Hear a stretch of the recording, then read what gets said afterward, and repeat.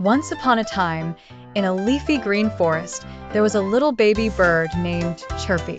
Chirpy lived at the top of a tall oak tree in a cozy nest that his parents had built just for him. Chirpy was as fluffy as a tiny cotton ball with feathers that tickled when the wind blew.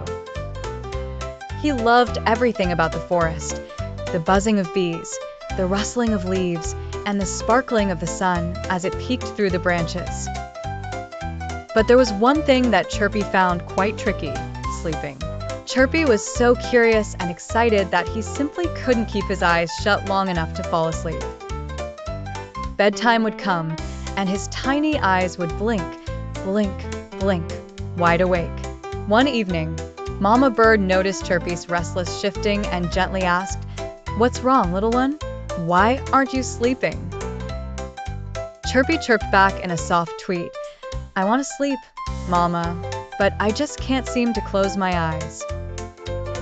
Mama Bird thought for a moment and then said, "Why don't you try listening to the sounds around us?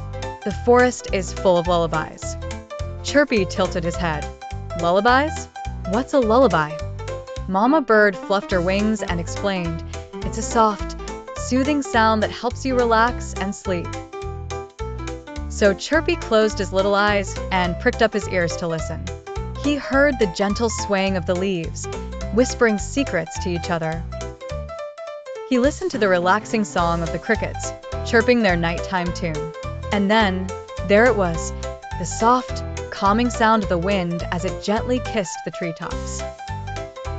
Chirpy imagined the wind as a soft, fluffy cloud that wrapped him up like a warm blanket.